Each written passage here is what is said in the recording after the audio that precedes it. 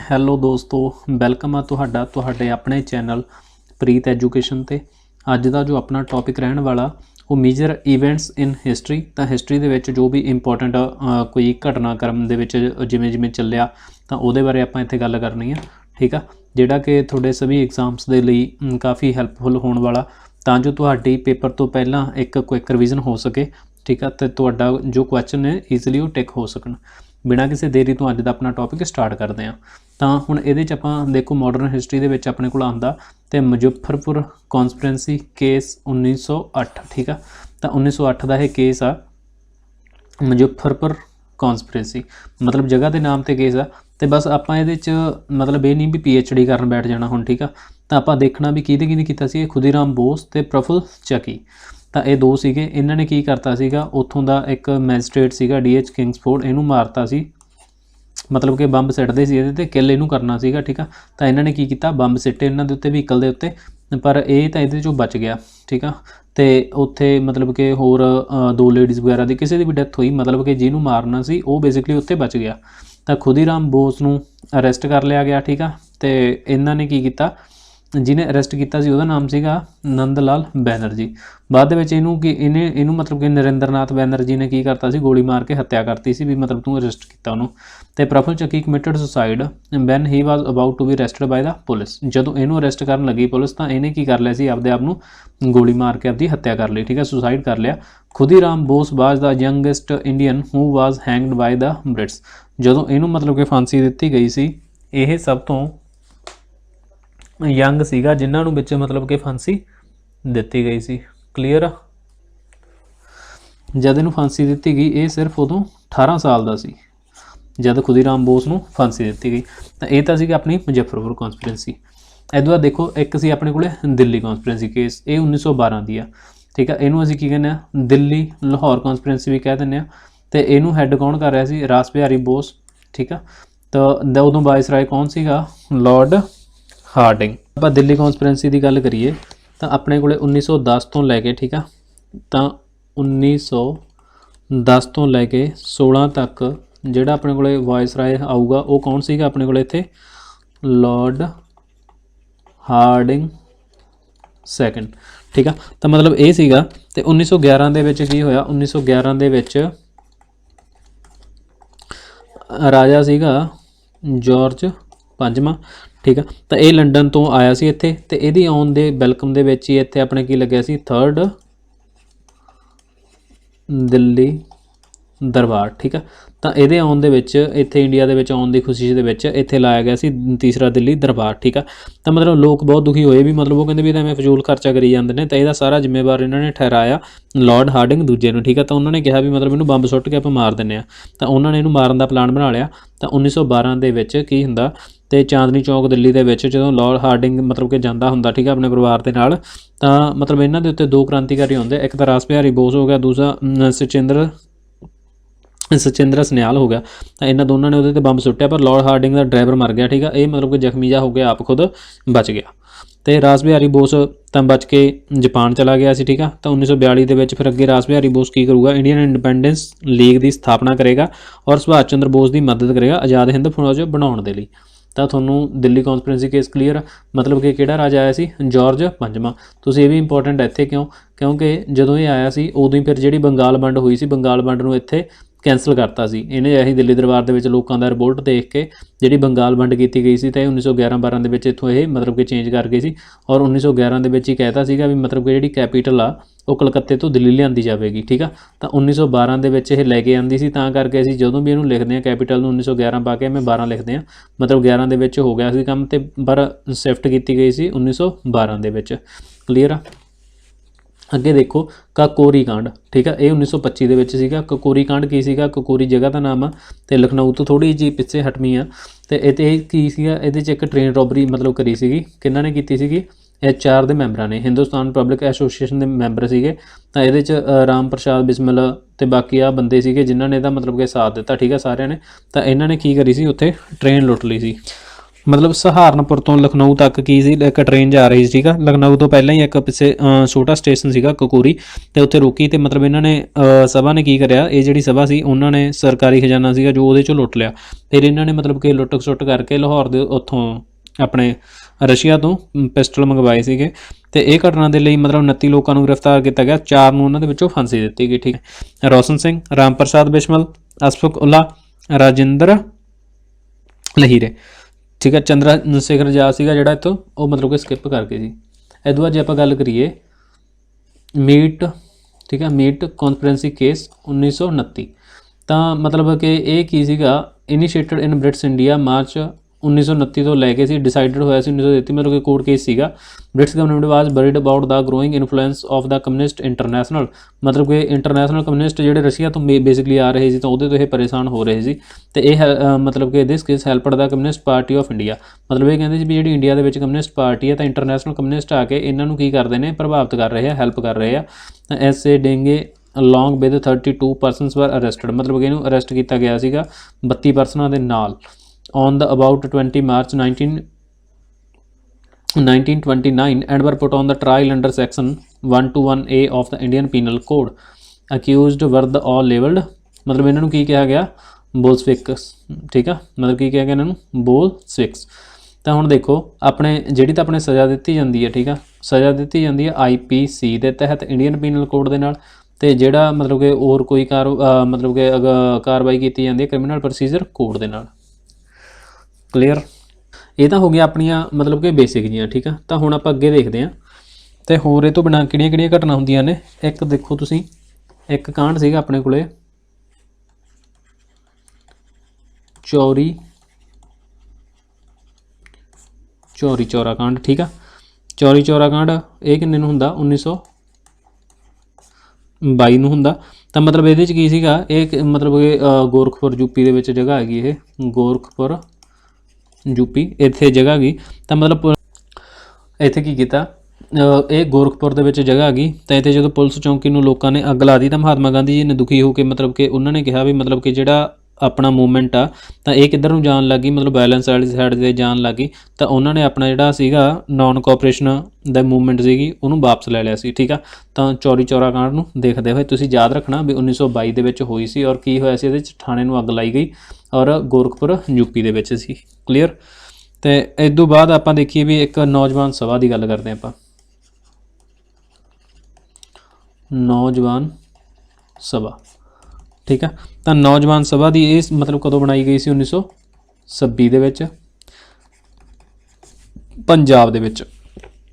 ਭਗਤ ਸਿੰਘ ਸੀਗਾ, ਸਬਿਲ ਦਾਸ ਔਰ ਜਸਪਾਲ, ਮਤਲਬ ਇਹ ਬੰਦੇ ਸੀਗੇ ਜਿਹੜੇ ਮੁੱਖ ਮਤਲਬ ਬਣਾਉਣ ਦੇ ਲਈ ਸੀਗੇ।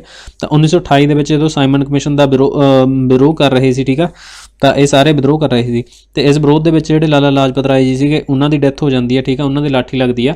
ਤਾਂ ਇਸ ਸਭਾ ਨੇ ਮਤਲਬ ਕਿ ਬਦਲਾ ਲੈਣ ਦੀ ਸੋਚੀ ਵੀ ਮਤਲਬ ਕਿ ਆਪਾਂ ਬਦਲਾ ਲੈਣਾ। ਤਾਂ 1928 ਦੇ ਵਿੱਚ ਇਹਨਾਂ ਨੇ ਸਾਂਡਰਸ ਦੀ ਹੱਤਿਆ ਕਰਤੀ, ਪਰ ਮਾਰਨਾ ਲੈਫਟੀਨੈਂਟ ਸਕਾਟ ਨੂੰ ਸੀਗਾ, ਠੀਕ ਆ। ਤਾਂ ਨੌਜਵਾਨ ਸਭਾ ਦੇ ਜਿਹੜੇ ਮੈਂਬਰ ਸੀਗੇ ਇਹਨਾਂ ਨੇ ਕੀ ਕਰਤੀ, ਸਾਂਡਰਸ ਦੀ ਹੱਤਿਆ ਕਰਤੀ, ਪਰ ਮਾਰਨਾ ਕਿਹਨੂੰ ਸੀਗਾ, ਸਕਾਟ ਨੂੰ ਮਾਰਨਾ ਸੀ, ਠੀਕ ਆ। ਤਾਂ 1928 ਦੇ ਵਿੱਚ ਇਹ ਮਤਲਬ ਜਿਹੜੀ ਸਭਾ ਸੀਗੀ ਇਹਨੂੰ ਹਿੰਦੁਸਤਾਨ ਰਿਪਬਲਿਕ ਐਸੋਸੀਏਸ਼ਨ ਦੇ ਵਿੱਚ ਹੀ ਮਰਜ ਕਰਤਾ, ਮਤਲਬ ਬਣੀ 26 'ਚ ਸੀ, ਮਤਲਬ ਇਹਨਾਂ ਨੇ ਉੱਥੇ ਬਦਲਾ ਲਿਆ, ਮਤਲਬ ਕਿ ਮਾਰਤਾ ਸਾਂਡਰਸ ਨੂੰ, ਤਾਂ ਫਿਰ ਇਹਨੂੰ ਉਹਦੇ 'ਚ ਹੀ ਮਰਜ ਕਰਤਾ ਗਿਆ ਸੀਗਾ ਦੁਬਾਰੇ।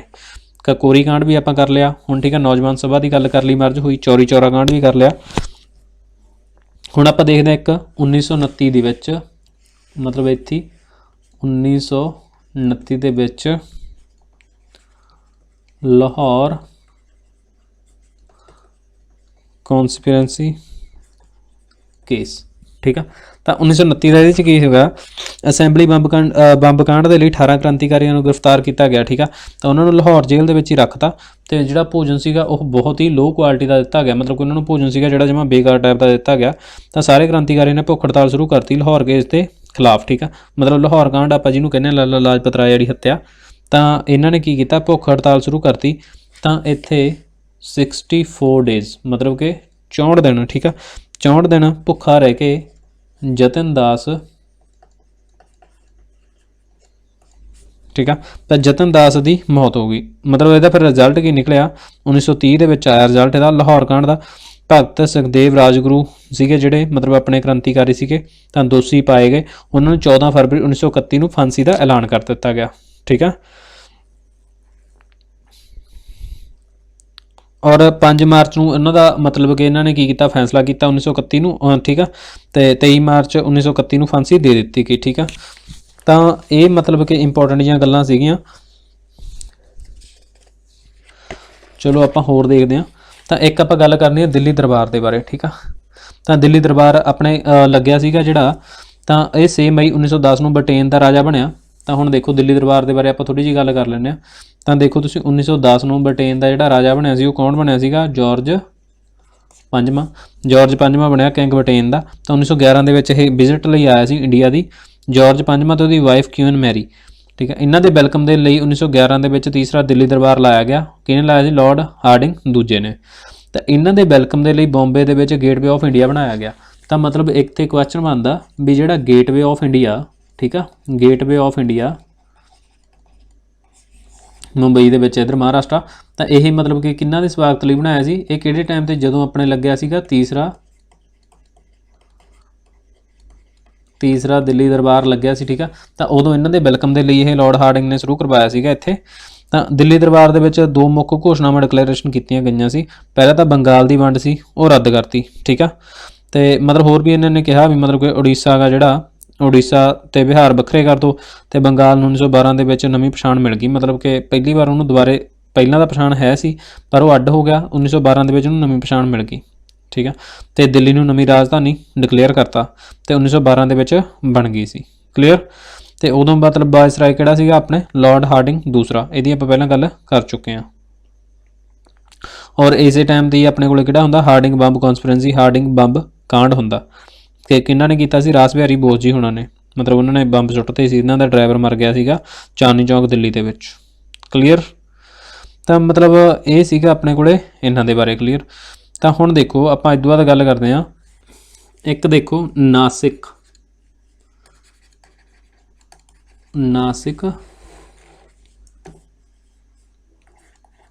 ਕੌਣ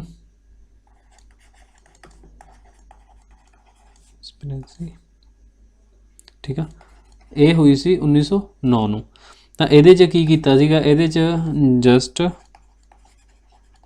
ਜੈਕਸਨ ਨੂੰ ਮਾਰਤਾ ਸੀ। ਇਹਨੂੰ ਮਤਲਬ ਕੀ ਕਰਤਾ, ਤੇ ਇਹਨੂੰ ਮਾਰਤਾ। ਇਹਦੇ 'ਚ ਕਿੰਨੇ ਜਣੇ ਫੜੇ ਗਏ, ਇਹਦੇ 'ਚ ਮਤਲਬ ਕਿ ਤਕਰੀਬਨ 37 ਜਣਿਆਂ ਨੂੰ ਇਹਨਾਂ ਨੇ ਕੀ ਕੀਤਾ, ਅਰੈਸਟ ਕਰ ਲਿਆ, ਠੀਕ ਆ। ਤੇ ਇਹਨਾਂ ਨੂੰ ਇਹਨਾਂ ਅਰੈਸਟ ਕਰ ਲਿਆ ਤੇ ਇਹਨਾਂ ਨੂੰ ਜੇਲ੍ਹ ਦੇ ਵਿੱਚ ਭੇਜਤਾ। ਤੇ ਇਹਨਾਂ ਦੇ ਵਿੱਚੋਂ ਜੇ ਆਪਾਂ ਦੇਖੀਏ ਵੀ ਇੱਕ ਸੀਗੇ ਬਿਨਿਆ, ਮਤਲਬ ਕਿ ਦਾਮੋਦਰ ਸਾਵੇਰਕਰ, ਠੀਕ ਆ। ਹੁਣ ਦੇਖੀਏ ਵੀ ਮਤਲਬ ਇਹਨਾਂ ਨੂੰ ਕਿੱਥੇ ਭੇਜਿਆ ਗਿਆ, ਇਹਨਾਂ ਨੂੰ ਜੇਲ੍ਹ ਦੇ ਵਿੱਚ ਭੇਜਿਆ ਗਿਆ ਕਾਲਾ ਪਾਣੀ। ਹੁਣ ਕਾਲਾ ਪਾਣੀ ਦੀ ਜੇਲ੍ਹ ਕਿੱਥੇ, ਪੋਰਟ ਬਲੇਅਰ। ਤਾਂ ਅੰਡੇਮਾਨ ਦੀ ਰਾਜਧਾਨੀ ਕੀ ਆ, ਪੋਰਟ ਬਲੇਅਰ ਆ, ਠੀਕ ਆ। ਤਾਂ ਇੱਥੇ ਏਅਰਪੋਰਟ ਆ ਇੱਕ, ਪਰ ਏਅਰਪੋਰਟ ਦਾ ਨਾਮ ਆ ਜਿਹੜਾ ਪੋਰਟ ਬਲੇਅਰ ਦੇ ਵਿੱਚ, ਪੋਰਟ ਬਲੇਅਰ ਕੀ ਆ, ਅੰਡੇਮਾਨ ਦੀ ਰਾਜਧਾਨੀ ਆ। ਤੇ ਔਰ ਉੱਥੇ ਕਾਲੇ ਪਾਣੀ ਜੇਲ੍ਹ ਆ। ਤੇ ਜਿਹੜਾ ਪੋਰਟ ਬਲੇਅਰ ਆ ਉਹ ਕੈਪੀਟਲ ਆ। ਉੱਥੇ ਜਿਹੜਾ ਏਅਰਪੋਰਟ ਆ, ਏਅਰਪੋਰਟ ਦਾ ਨਾਮ ਉੱਥੇ BD ਸਾਵਰਕਰ ਦੇ ਨਾਮ ਤੇ ਆ, ਠੀਕ ਆ, BD ਸਾਵੇਰਕਰ ਦੇ ਨਾਮ ਤੇ ਉੱਥੋਂ ਦਾ ਏਅਰਪੋਰਟ ਦਾ ਨਾਮ ਰੱਖਿਆ ਗਿਆ। ਕਿਉਂ, ਕਿਉਂਕਿ ਇਹਨਾਂ ਨੇ ਜਦੋਂ ਇਹਨਾਂ ਨੂੰ ਉੱਥੇ ਜੇਲ੍ਹ ਦੇ ਵਿੱਚ ਰੱਖਿਆ ਸੀ ਤਾਂ ਇਹਨਾਂ ਨੇ ਆਪਦੀ 12 ਸਾਲ ਉਮਰ ਦੇ ਜਿਹੜੇ ਇੱਥੇ ਮਤਲਬ ਕਿ ਕੈਦੀ ਬਣ ਕੇ ਰਹੇ ਇਹਦੇ 'ਚ, ਠੀਕ ਆ। ਤਾਂ ਕਲੀਅਰ। ਆਪਾਂ ਹੁਣ ਇਹਨਾਂ ਦੇ ਬਾਰੇ ਗੱਲ ਕਰ ਲਈ। ਅੱਗੇ ਦੇਖੋ ਇੱਕ ਤੁਸੀਂ ਦੇਖੋ ਲਖਨਊ ਪੈਕਟ, ਠੀਕ ਆ, ਲਖਨਊ ਪੈਕਟ 1916। ਤਾਂ ਇਹਦੇ 'ਚ ਕੀ ਹੋਇਆ ਸੀ, ਮਤਲਬ ਮੋਟੇ ਤੌਰ ਤੇ ਤਾਂ ਇਹਦੇ 'ਚ ਨਰਮ ਦਲ ਤੇ ਗਰਮ ਦਲ, ਜਿਹੜੀ ਕਾਂਗਰਸ ਪਹਿਲਾਂ ਸੈਪਰੇਟ ਹੋ ਚੁੱਕੀ ਸੀ ਅਲੱਗ-ਅਲੱਗ, ਠੀਕ ਆ। ਤੇ ਮਤਲਬ ਕਿ ਉਹ ਦੋਨੋਂ ਆਪਸ ਦੇ ਵਿੱਚ ਮਿਲ ਗਏ। ਤੇ ਮੁਸਲਿਮ ਲੀਗ ਤੇ ਕਾਂਗਰਸ ਵੀ ਸੀ ਜਿਹੜੀ, ਦੋਨੇ ਆਪਸ ਦੇ ਵਿੱਚ ਕੀ ਹੋ ਗਏ, ਮਿਲ ਗਏ। ਤਾਂ ਮਤਲਬ ਇਹਨਾਂ ਨੂੰ ਮਿਲਾਉਣ ਦੇ ਲਈ ਜਿਹੜਾ ਮੁਸਲਿਮ ਲੀਗ ਤੇ ਕਾਂਗਰਸ ਮਿਲੀ ਆਪਸ ਦੇ ਵਿੱਚ, ਜਿੰਨਾ ਜੀ ਔਰ ਤਿਲਕ ਦਾ ਹੱਥ ਸੀਗਾ। ਮੁਸਲਿਮ ਲੀਗ ਨੂੰ ਮਨਾਉਣ ਲਈ ਮੁਹੰਮਦ ਅਲੀ ਜਿੰਨਾ ਤੇ ਤਿਲਕ ਦਾ ਹੱਥ ਸੀ। ਤੇ ਉਹਨਾਂ ਨੂੰ ਜਿਹੜਾ ਨਰਮ ਦਲ ਤੇ ਗਰਮ ਦਲ ਸੀ ਉਹਨਾਂ ਨੂੰ ਆਪਸ ਦੇ ਵਿੱਚ ਮਿਲਾਉਣ ਲਈ ਐਨੀ ਬਸੈਂਟ ਔਰ ਤਿਲਕ ਜੀ ਦਾ ਹੱਥ ਸੀ, ਕਲੀਅਰ। ਤਾਂ ਹੁਣ ਲਖਨਊ ਪੈਕਟ ਕਾਂਗਰਸ ਦੀ ਪ੍ਰਧਾਨਗੀ ਕੀਤੀ ਸੀਗੀ ਅੰਬਿਕਾ ਚਰਨ ਮਜੂਮਦਾਰ ਨੇ। ਤਾਂ ਇੰਪੋਰਟੈਂਟ ਆ ਵੀ ਮਤਲਬ ਜਿਹੜਾ ਲਖਨਊ ਪੈਕਟ ਸੀ ਇਹਦੀ ਚੇਅਰਮੈਨਸ਼ਿਪ ਕਿਹਨੇ ਕੀਤੀ ਸੀ, ਅੰਬਿਕਾ ਚਰਨ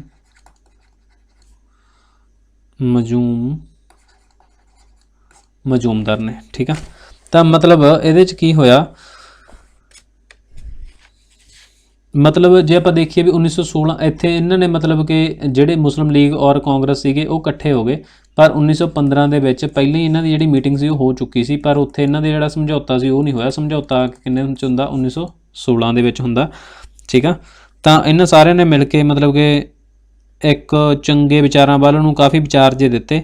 ਤਾਂ 1916 ਤੋਂ 22 ਤੱਕ ਇਹ ਦੋਨੇ ਇਕੱਠੇ ਕੰਮ ਕੀਤਾ। 1916 ਤੋਂ ਲੈ ਕੇ 1922 ਤੱਕ, ਠੀਕ ਆ, INC ਪਲੱਸ ਮੁਸਲਿਮ ਲੀਗ ਕੀ ਰਹੇ, ਮਤਲਬ ਇਕੱਠੇ ਰਹੇ, ਠੀਕ ਆ। ਤਾਂ ਇਹਨਾਂ ਨੇ ਕੰਮ ਕੀਤਾ। ਤਾਂ ਆਪਣੇ ਸਰੋਜਨੀ ਨਾਇਡੂ ਜੀ ਨੇ ਠੀਕ ਆ ਟਾਈਟਲ ਦਿੱਤਾ ਜਿਨ੍ਹਾਂ ਨੂੰ ambassador of Hindu Muslim unity,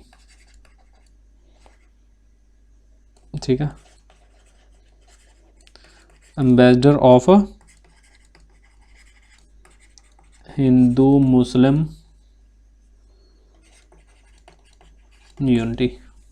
clear. ਹੁਣ ਵੀ ਮਤਲਬ ਮੁਸਲਿਮ ਲੀਗ ਇੱਧਰ ਆਪਣੇ ਨਾਲ ਕਿਉਂ ਆ ਕੇ ਸਹਿਮਤ ਹੋ ਗਈ ਸੀ? ਕਿਉਂਕਿ ਉੱਧਰ ਟਰਕੀ ਦੇ ਉੱਤੇ ਹਮਲਾ ਕਰਕੇ ਯੂਰਪੀ ਭਾਗ ਦੇ ਅੰਗਰੇਜ਼ਾਂ ਨੇ ਕਬਜ਼ਾ ਕਰ ਲਿਆ, ਠੀਕ ਆ, ਤੇ ਹਮਲਾ ਕਰ ਲਿਆ। ਟਰਕੀ ਦਾ ਸੁਲਤਾਨ ਖਲੀਫਾ ਸੀਗਾ ਉਹ ਟਾਈਮ ਤੇ ਅੰਗਰੇਜ਼ਾਂ ਨੇ ਖਲੀਫਾ ਦੀ ਪੋਸਟ ਹੀ ਖਤਮ ਕਰਤੀ। ਤਾਂ ਕਰਕੇ ਜਿਹੜੇ ਇੱਧਰ ਮੁਸਲਮਾਨ ਸੀਗੇ ਉਹ ਮਤਲਬ ਕਿ ਨਾਰਾਜ਼ ਹੋ ਗਏ ਸੀ ਉਹਨਾਂ ਲਈ। ਤਾਂ ਕਰਕੇ ਇਹ ਫਿਰ ਆਪਣੇ ਇੰਡੀਅਨ ਨੈਸ਼ਨਲ ਕਾਂਗਰਸ ਦਾ ਜਿਹੜਾ ਸਾਥ ਦੇਣ ਦੇ ਲਈ ਇਹ ਤਿਆਰ ਹੋ ਗਏ ਸੀ। ਕਲੀਅਰ ਆ। ਅੱਗੇ ਦੇਖੋ, ਫਾਊਂਡਰ ਆਫ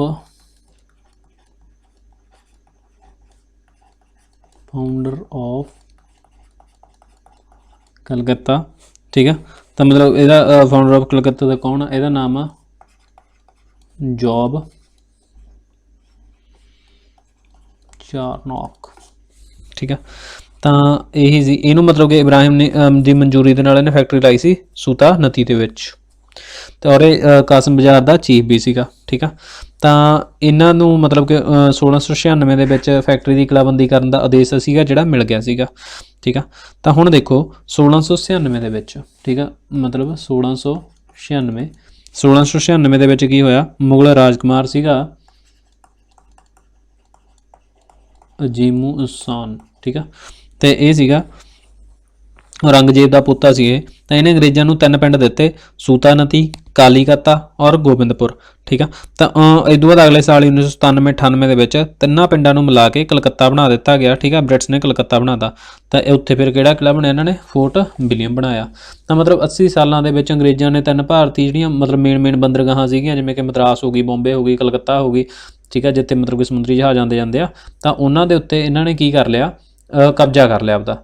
ਤਾਂ 1707 ਔਰੰਗਜ਼ੇਬ ਦੀ ਡੈਥ ਤੋਂ ਬਾਅਦ ਫਰਖੁਸ਼ੀਆਰ ਬਣ ਗਿਆ, ਠੀਕ ਆ। ਤਾਂ ਦੇਖੋ ਤੁਸੀਂ 1707 ਤੋਂ ਮਤਲਬ ਕਿ ਇੱਥੇ ਔਰੰਗਜ਼ੇਬ ਦੀ ਡੈਥ ਹੋ ਜਾਂਦੀ ਆ, ਤੇ ਫਿਰ ਇਹ ਤੋਂ ਬਾਅਦ ਕੌਣ ਬਣੂਗਾ ਆਪਣੇ ਕੋਲੇ? ਫਰਖੁਸ਼ੀਆਰ ਬਣ ਜੂਗਾ, ਠੀਕ ਆ, ਫਰਖੁਸ਼ੀਆਰ ਬਣ ਜੂਗਾ। ਤਾਂ ਮਤਲਬ ਇਹਦੇ ਇੱਕ ਫੋੜਾ ਫੈਂਸੀ ਹੋ ਗਈ ਸੀ ਫਰਖੁਸ਼ੀਆਰ ਤੇ। ਤਾਂ ਇੱਕ ਜੌਹਨ ਸਾਰਮੈਨ ਦੀ ਪ੍ਰਧਾਨਗੀ ਦੇ ਹੇਠ ਮੁਗਲ ਦਰਬਾਰ ਦੇ ਵਿੱਚ ਇੱਕ ਗਰੁੱਪ ਹੁੰਦਾ। ਤਾਂ ਉਹਨਾਂ ਦੇ ਵਿੱਚ ਇੱਕ ਡਾਕਟਰ ਸੀਗਾ ਜਿਹਦਾ ਨਾਮ ਸੀਗਾ ਵਿਲੀਅਮ ਹੈਮਿਲਟਨ, ਠੀਕ ਆ। ਤਾਂ ਇਹਨੇ ਸਰਜਰੀ ਕਰਕੇ ਫਰਖੁਸ਼ੀਆਰ ਨੂੰ ਠੀਕ ਕਰਤਾ। ਤਾਂ 1717 ਦੇ ਵਿੱਚ ਖੁਸ਼ ਹੋ ਕੇ ਮੁਗਲ ਸ਼ਾਸਕ ਨੇ ਬੰਗਾਲ, ਉੜੀਸਾ, ਬਿਹਾਰ ਔਰ ਠੀਕ ਆ ਗੁਜਰਾਤ ਤੇ ਡੈਕਨ ਦੇ ਵਿੱਚ ਕੁਛ ਕੁ, ਤੇ ਇੱਥੇ ਇਹਨਾਂ ਨੂੰ ਵਿਦਾਊਟ ਟੈਕਸ ਕਰਨ ਦੀ ਕੀ ਕਰਤੀ? ਮਨਜ਼ੂਰੀ ਦੇਤੀ। ਕਿਹਨੇ? ਫਰਖੁਸ਼ੀਆਰ ਨੇ, ਠੀਕ ਆ। ਤਾਂ ਇਹਨੂੰ ਮਤਲਬ ਪਰਮਿਟ ਨੂੰ ਕੀ ਕਿਹਾ ਗਿਆ? Magna Carta of British. ਤਾਂ ਹੁਣ ਇੱਥੇ ਹੁੰਦਾ ਮੈਗਨਾ ਕਾਰਟਾ ਆਫ ਬ੍ਰਿਟਿਸ਼। ਜਦੋਂ ਆਪਾਂ ਪੋਲੀਟੀਕਲ ਕੀਤੀ ਜਾਂ ਅੱਗੇ ਹਿਸਟਰੀ ਕਰਾਂਗੇ ਤਾਂ ਉਦੋਂ ਆਪਾਂ ਪੂਰੀ ਗੱਲਬਾਤ ਕਰਾਂਗੇ ਮੈਗਨਾ ਕਾਰਟਾ ਕਿੱਥੋਂ ਸ਼ੁਰੂ ਹੁੰਦੇ ਆ, ਪਹਿਲੀ ਵਾਰੀ ਕਿਹਨਾਂ ਨੂੰ ਕੀ ਰਾਈਟ ਦਿੱਤੇ ਗਏ, ਕਿਵੇਂ ਇਹਨੂੰ ਅਸੀਂ ਮੈਗਨਾ ਕਾਰਟਾ ਕਹਿਣ ਲੱਗੇ, ਠੀਕ ਆ, ਤੇ ਕੀ ਇਹਦਾ ਮਤਲਬ ਆ। ਪਰ ਹੁਣ ਆਪਾਂ ਇੱਥੇ ਤਾਂ ਟੂ ਦਾ ਪੁਆਇੰਟ ਮਤਲਬ ਕਿ ਇੱਕ ਉੱਪਰ ਦੀ ਓਵਰਵਿਊ ਲੈ ਰਹੇ ਹਾਂ ਸਾਰੀਆਂ ਚੀਜ਼ਾਂ ਦਾ। ਤਾਂ ਮੈਗਨਾ ਕਾਰਟਾ ਆਫ ਬ੍ਰਿਟਿਸ਼ ਕਿਹਨੂੰ ਕਿਹਾ ਜਾਂਦਾ? ਜਦੋਂ ਫਰਖੁਸ਼ੀਆਰ ਨੇ ਮਤਲਬ ਆਪਦਾ ਫੋੜਾ ਠੀਕ ਕਰਨ ਦੀ ਖੁਸ਼ੀ ਦੇ ਵਿੱਚ ਵਿਲੀਅਮ ਹੈਮਿਲਟਨ ਨੂੰ ਕੀ ਕਰਤਾ ਸੀਗਾ ਉੱਥੇ, ਮਤਲਬ ਉਹਦੇ ਕਰਕੇ ਪੂਰਾ ਪ੍ਰੋਪਰ ਵਿਦਾਊਟ ਟੈਕਸ ਟ੍ਰੇਡ ਕਰਨ ਦੀ ਆਜ਼ਾਦੀ ਦੇਤੀ। ਤਾਂ ਅੰਗਰੇਜ਼ ਫਿਰ ਇਹ ਤੋਂ ਬਾਅਦ ਮਤਲਬ ਕਿੱਥੇ ਟਿਕਣ ਵਾਲੇ ਸੀ, ਉਹਨਾਂ ਨੇ ਕਿਲਾਬੰਦੀ ਸ਼ੁਰੂ ਕਰਤੀ। ਤਾਂ ਮਤਲਬ ਐਵੇਂ ਅੱਗੇ ਕੰਮ ਜਿਹੜਾ ਉਹ ਚੱਲਦਾ ਗਿਆ। ਤਾਂ ਹੁਣ ਇੱਕ ਆਪਾਂ ਇਹਦੇ ਬਾਰੇ ਗੱਲ ਕਰਦੇ ਹਾਂ, ਬਲੈਕ ਹੋਲ ਟ੍ਰੈਜਡੀ, ਠੀਕ ਆ। ਕਾਹਦੇ ਬਾਰੇ ਗੱਲ ਕਰਦੇ ਹਾਂ? ਬਲੈਕ ਹੋਲ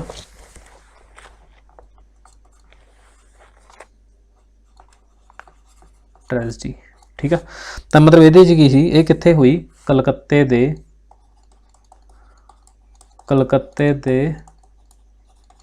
फोर्ट, कलकत्ते ਦੇ कित्थे हुई, फोर्ट विलियम च हुई।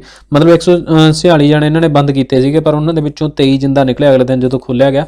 उन्होंने विचों एक विलियम हॉलवैल सी जिन्हें घटना जाके दसी, ठीक है ना, ये हो गया।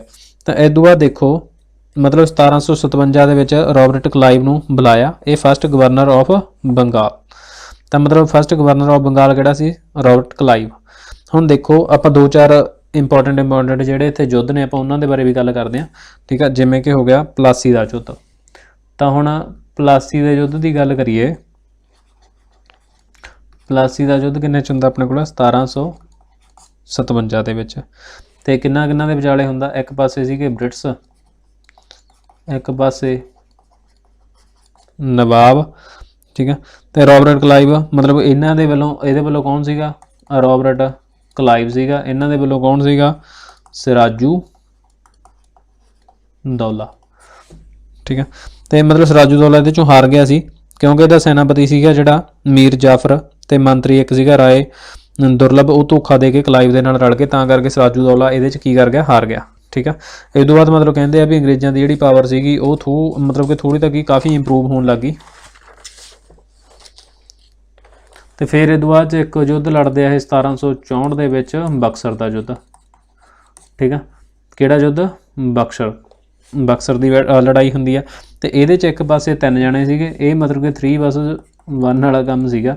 ये ਜਿਹੜੇ 3 पासे सीगे, ये किहड़े सीगे, शाह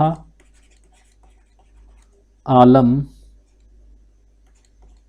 दूसरा प्लस मीर कासिम प्लस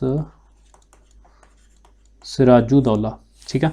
उधर कौन सीगा, अंग्रेज़ों वालों कौन सीगा, हैक्टर मुनरो। तो हैक्टर मुनरो ये फिर भी जित गया। तो मतलब इन्होंने फिर 1765 के विच अगले साल ये मतलब कि संधि की, ट्रीटी ऑफ इलाहाबाद, ठीक है। तो मतलब ये इन्होंने की कर ली, ट्रीटी कर ली। सिराजू दौला और शाह आलम दो सी एक पासे, तो इस तो बाद बंगाल का गवर्नर सीगा जिन्हों के विचाले ये संधि होंदी है। तो एक आप होर देखते हैं 1765 तो लैके फिर जो मतलब इतों अंग्रेज़ों का काफ़ी प्रभाव जा पै जाता, तो इतों लैके 1772 तक आ मतलब कि 7-8 साल ने जोड़े। तो ये 7 सालों की कहा जाता, लूट ऑफ इंडिया, की कहा जाता इन्हों, लूट ऑफ इंडिया। अपनी भाषा के आप बोलीए तो भारत की लुट कहा जाता इनू, ठीक है, ਜਾਂ ड्रेन ऑफ वैल्थ कहा जाता। मतलब कहते हैं भी भारत के विच तां मतलब घाटा पै गया। तो ये नाल इंग्लैंड का जिहड़ा इंडस्ट्रिलाइजेशन हो गया सीगा, मतलब पूरा उत्थों का फैक्ट्रीकरण हो गया। मतलब डायरकी लाई भी बंगाल के विच द्वैतवाद शासन लाता सीगा इन्होंने, भी मतलब एक टैक्स तां प्रांत का राजा उन्होंने जाऊगा, दूसरा कंपनी नूं जाऊगा। तो मतलब ये जिहड़े 7 साल ने ये साडे लई थोड़े जिहे ज़्यादा इंपोर्टेंट हो जाते हैं, ओके। इस तो बाद आपां एक गल कर लैंदे आ, डॉक्ट्रीन ऑफ लैप्स, इन्हूं लैके कौन आया सीगा,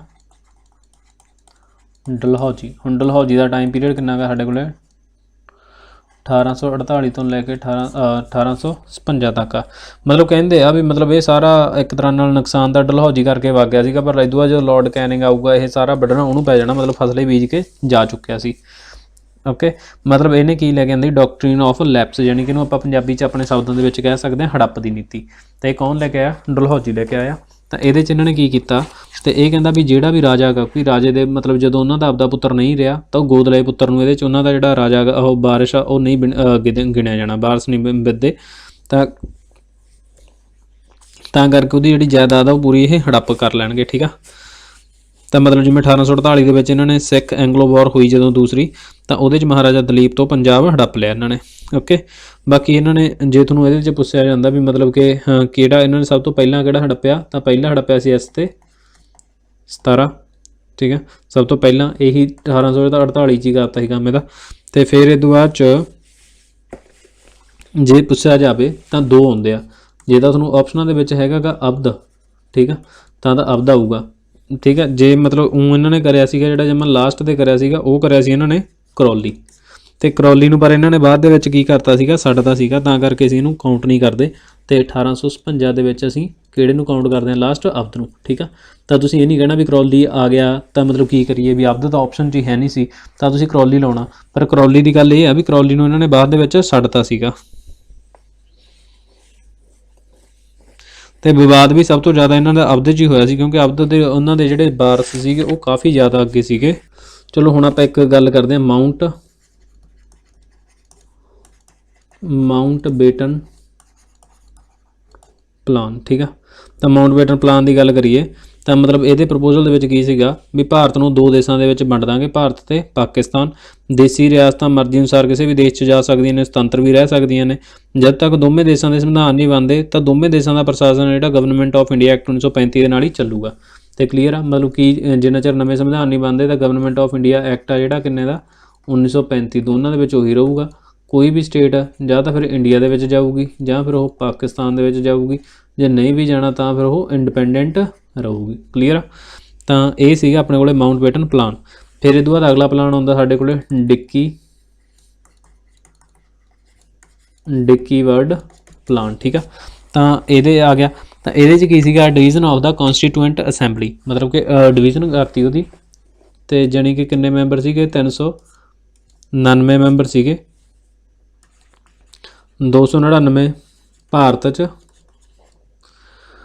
ਔਰ 90 ਪਾਕਿਸਤਾਨ।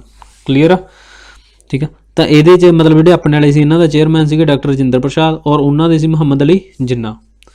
ਤੇ ਕਲੀਅਰ ਆ ਤੁਹਾਨੂੰ ਡਿੱਕੀ ਵਰਡ ਪਲਾਨ। ਇਹਦੇ 'ਚ ਕੌਂਸਟੀਟਿਊਐਂਟ ਅਸੈਂਬਲੀ ਸੀ ਜਿਹੜੀ ਉਹ ਡਿਵਾਈਡ ਕੀਤੀ ਗਈ, 399 ਮੈਂਬਰ ਸੀ, ਤਾਂ 299 ਭਾਰਤ 'ਚ ਆ ਕੇ 90 ਪਾਕਿਸਤਾਨ 'ਚ ਚਲੇ ਗਏ। ਉਹਨਾਂ ਦੇ ਪ੍ਰਧਾਨ ਮੁਹੰਮਦ ਅਲੀ ਜਿੰਨਾ ਬਣੇ, ਆਪਣੇ ਵਾਲਿਆਂ ਦੇ ਡਾਕਟਰ ਰਜਿੰਦਰ ਪ੍ਰਸਾਦ ਬਣੇ। ਤਾਂ ਹੁਣ ਆਪਾਂ ਗੱਲ ਕਰਦੇ ਹਾਂ, ਠੀਕ ਆ, ਗਵਰਨਰ ਜਨਰਲ ਦੇ ਬਾਰੇ। ਉਹਨਾਂ ਦੇ ਬਾਰੇ ਮਤਲਬ ਮੇਨ ਜੇ ਕਿਹੜੇ ਸੀਗੇ, ਲਾਰਡ ਕਾਰਨਵਾਲਿਸ।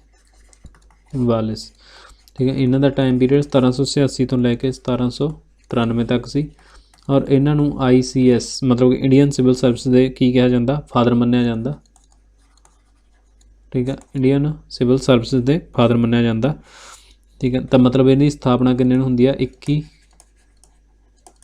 ਅਪ੍ਰੈਲ 1793 ਨੂੰ। ਠੀਕ ਹੈ, ਹੋਰ ਇਹਨਾਂ ਨੇ ਕੀ ਕਰਿਆ ਸੀ, 4 ਸੈਸ਼ਨ ਕੋਰਟ ਬਣਵਾਏ। ਕਿੱਥੇ, ਇੱਕ ਬਣਿਆ ਕਲਕੱਤੇ, ਮਦਰਾਸ ਨਹੀਂ, ਮੁਰਸ਼ਿਦਾਬਾਦ,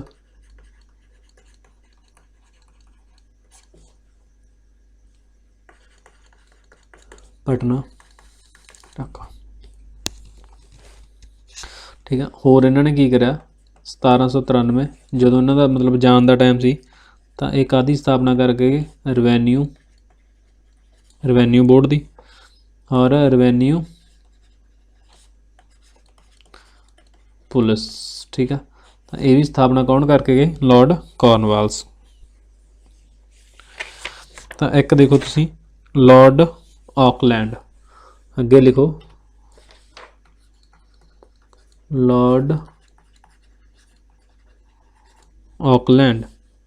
ਇਹਨਾਂ ਦਾ ਟਾਈਮ ਪੀਰੀਅਡ 1837 ਤੋਂ ਲੈ ਕੇ 1842 ਤੱਕ। ਠੀਕ ਆ, ਮਤਲਬ ਇਹਨਾਂ ਨੇ 1800 ਆ ਇੰਪੋਰਟੈਂਟ ਪੁਆਇੰਟ ਆ, ਤੁਸੀਂ ਨੋਟ ਕਰ ਲਿਓ, ਫੈਕਟ ਹੈ ਜੇ ਕਾਫੀ ਪੁੱਛੇ ਜਾਂਦੇ ਆ। 1839 ਦੇ ਵਿੱਚ ਦਿੱਲੀ ਤੋਂ ਕਲਕੱਤਾ ਇਹਨਾਂ ਨੇ ਕੀ ਕਰਿਆ, ਰੋਡ ਬਣਵਾਇਆ। ਠੀਕ ਆ, ਰੋਡ ਬਣਵਾਇਆ ਜਿਹਨੂੰ ਅਸੀਂ ਕਿਹਾ ਸ਼ੇਰ ਸ਼ਾਹ ਸੂਰੀ ਮਾਰਗ। ਠੀਕ ਆ, ਫਿਰ ਉਸੇ ਨੂੰ ਇਹ ਤੋਂ ਬਾਅਦ 'ਚ ਅਸੀਂ ਇਹਨੂੰ ਸ਼ੇਰ ਸ਼ਾਹ ਸੂਰੀ ਮਾਰਗ ਨੂੰ ਕੀ ਕਰਤਾ, ਰੀਨੇਮ ਕਰਤਾ। ਫਿਰ ਅਸੀਂ ਇਹਦਾ ਨਾਮ ਕੀ ਰੱਖਤਾ, GT ਰੋਡ ਯਾਨੀ ਕਿ ਗ੍ਰਾਂਡ ਟਰੰਕ ਰੋਡ ਰੱਖਤਾ।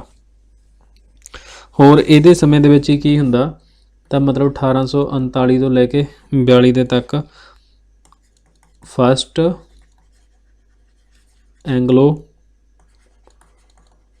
ਅਫਗਾਨ ਵਾਰ। ਠੀਕ ਆ, 1839 ਸਮੇਂ ਮਹਾਰਾਜਾ ਰਣਜੀਤ ਸਿੰਘ ਦੀ ਡੈਥ ਹੁੰਦੀ ਆ ਔਰ ਇਹਨੇ ਤੀਰਥ ਯਾਤਰਾ ਤੋਂ ਕਰ ਹਟਾਤਾ ਸੀ ਔਰ ਦੁਰਗਾ ਪੂਜਾ 'ਤੇ ਲੱਗਿਆ ਪ੍ਰਤੀਬੰਧ ਵੀ ਹਟਾਤਾ ਸੀ। ਸਿੰਚਾਈ ਲਈ ਕਈ ਨਹਿਰਾਂ ਨੇ ਜਿਹੜੀਆਂ ਉਹਦਾ ਨਿਰਮਾਣ ਕਰਵਾਤਾ ਸੀ। ਕਲੀਅਰ, ਬਾਕੀ ਆਪਾਂ ਪੰਜਾਬ ਦੇ ਵਸਨੀਕ ਹਾਂ ਤਾਂ ਆਪਾਂ ਨੂੰ ਇੱਕ ਟਰੀਟੀ ਦਾ ਪਤਾ ਹੋਣਾ ਚਾਹੀਦਾ, ਟਰੀਟੀ ਆਫ ਅੰਮ੍ਰਿਤਸਰ, ਠੀਕ ਹੈ। ਤਾਂ ਇਹ ਕਦੋਂ ਹੋਈ ਸੀ ਟ੍ਰੀਟੀ ਆਫ ਅੰਮ੍ਰਿਤਸਰ? ਇਹ ਹੋਈ ਸੀ ਆਪਣੇ ਕੋਲ 1809 ਦੇ ਵਿੱਚ। ਅਤੇ ਉਸ ਸਮੇਂ ਆਪਣੇ ਕੋਲ ਇਹਨੂੰ ਕਰਨ ਵਾਲਾ ਕਿਹੜਾ ਸੀਗਾ? ਲਾਰਡ ਮਿੰਟੋ ਵਨ, ਠੀਕ ਆ। ਇਹ ਮਤਲਬ 1807 ਤੋਂ ਲੈ ਕੇ 13 ਤੱਕ ਸੀਗਾ। ਅਤੇ ਕਿਹਨਾਂ ਦੇ ਵਿਚਾਲੇ ਹੋਈ? ਇੱਕ ਪਾਸੇ ਦਾ ਲਾਰਡ ਮਿੰਟੋ ਵਨ ਸੀ, ਦੂਸਰੇ ਪਾਸੇ ਕੌਣ ਸੀਗੇ? ਮਹਾਰਾਜਾ ਰਣਜੀਤ ਸਿੰਘ ਜੀ, ਠੀਕ ਆ।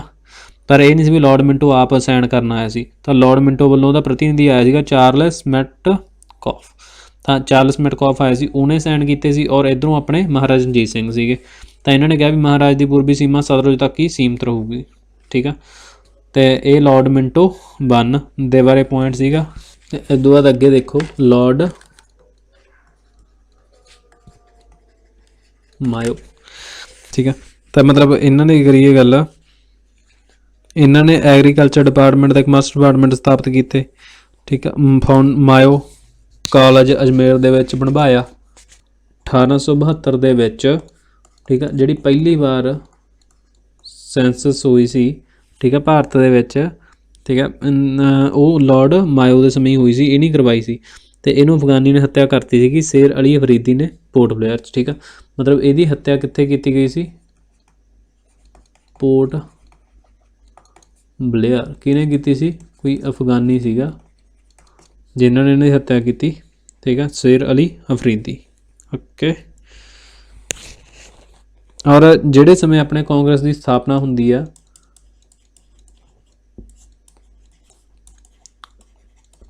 ਕਾਂਗਰਸ ਦੀ ਸਥਾਪਨਾ ਸਮੇਂ ਕੌਣ ਸੀਗਾ ਆਪਣੇ ਕੋਲੇ? ਉਦੋਂ ਸੀਗਾ ਆਪਣੇ ਕੋਲੇ ਲਾਰਡ ਡਫਰਿਨ। ਤਾਂ ਲਾਰਡ ਡਫਰਿਨ ਸੀਗਾ, ਠੀਕ ਆ।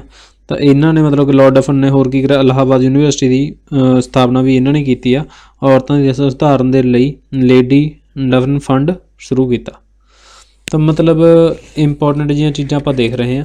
ਫਾਦਰ ਆਫ ਇੰਡੀਅਨ ਸੈਂਸਸ ਕਿਹਨੂੰ ਕਿਹਾ ਜਾਂਦਾ? ਲਾਰਡ ਰਿਪਨ ਨੂੰ। ਕਾਜ਼ ਰਿਪਨ ਨੇ ਸਟਾਰਟਡ ਰੈਗੂਲਰ ਸੈਂਸਸ ਕੀਤੇ ਸੀ। ਹੁਣ ਦੇਖੋ, ਅਤੇ ਜਿਹੜੇ ਫਸਟ ਸੈਂਸਸ ਕਰਵਾਏ ਸੀਗੇ ਉਹ ਤਾਂ ਕਰਵਾਏ ਸੀ ਲਾਰਡ ਮਾਇਓ ਨੇ, ਪਰ ਜਿਹੜੇ ਲਗਾਤਾਰ ਤਰੀਕੇ ਦੇ ਨਾਲ ਕਰਵਾਏ ਨੇ, ਸਿਸਟਮੈਟਿਕ ਤਰੀਕੇ ਦੇ ਨਾਲ, ਉਹ ਕਰਵਾਏ ਨੇ ਲਾਰਡ ਰਿਪਨ ਨੇ। ਤਾਂ ਕਰਕੇ ਅਸੀਂ ਫਾਦਰ ਆਫ ਇੰਡੀਅਨ ਸੈਂਸਸ ਕਿਹਨੂੰ ਕਹਿੰਦੇ ਹਾਂ? ਲਾਰਡ ਰਿਪਨ ਨੂੰ। ਔਰ ਇੱਕ ਹੰਟਰ ਕਮਿਸ਼ਨ ਕਿਹਦੇ ਨਾਲ ਰਿਲੇਟਡ ਆ? ਉਹ ਵੀ ਸਟੱਡੀ ਦੇ ਨਾਲ ਰਿਲੇਟਡ ਆ, ਯਾਦ ਰੱਖਣਾ ਤੁਸੀਂ। ਉਮੀਦ ਕਰਦੇ ਹਾਂ ਤੁਹਾਨੂੰ ਅੱਜ ਦੀ ਵੀਡੀਓ ਪਸੰਦ ਆਈ ਹੋਵੇਗੀ ਔਰ ਕੁਛ ਨਾ ਕੁਛ ਨਵਾਂ ਸਿੱਖਣ ਨੂੰ ਮਿਲਿਆ ਹੋਵੇਗਾ, ਠੀਕ ਆ। ਹੁਣ ਤੁਸੀਂ ਇੰਨੀ ਕੁ ਕੁਇਕ ਰਿਵੀਜ਼ਨ ਕਰ ਲਈ ਆ, ਅਤੇ ਤੁਸੀਂ ਇਹ ਪੁਆਇੰਟਸ ਨੂੰ 1-2 ਵਾਰ ਤੋਂ ਦੇਖਣਾ ਧਿਆਨ ਨਾਲ, ਤਾਂ ਤੁਹਾਡੇ ਮਤਲਬ ਪ੍ਰੀਪੇਅਰ ਹੋ ਜਾਣੇ ਆ। ਵੈਸੇ ਤੁਸੀਂ ਰਿਵੀਜ਼ਨ ਕੀਤੀ ਹੋਈ ਆ ਪਹਿਲਾਂ ਹੀ, ਤਾਂ ਕਰਕੇ ਤੁਹਾਨੂੰ ਆਪਾਂ ਕੁਇਕ ਰਿਵੀਜ਼ਨ ਕਰਵਾਤੀ ਆ। ਅਤੇ ਤੁਸੀਂ ਅੱਗੇ ਤੋਂ ਅੱਗੇ ਵੀਡੀਓ ਨੂੰ ਸ਼ੇਅਰ ਕਰਨਾ ਔਰ ਸਾਡੇ ਚੈਨਲ ਨੂੰ ਸਬਸਕ੍ਰਾਈਬ ਕਰਨਾ ਔਰ ਬੈਲ ਨੋਟੀਫਿਕੇਸ਼ਨ ਔਨ ਕਰ ਲੈਣਾ, ਤਾਂ ਜੋ ਜਦ ਵੀ ਅਸੀਂ ਕੋਈ ਨਵੀਂ ਵੀਡੀਓ ਅਪਡੇਟ ਕਰੀਏ ਤਾਂ ਤੁਹਾਡੇ ਕੋਲ ਸਭ ਤੋਂ ਪਹਿਲਾਂ ਨੋਟੀਫਿਕੇਸ਼ਨ ਉਹਦਾ ਪਹੁੰਚ ਜਾਵੇ। Thank you.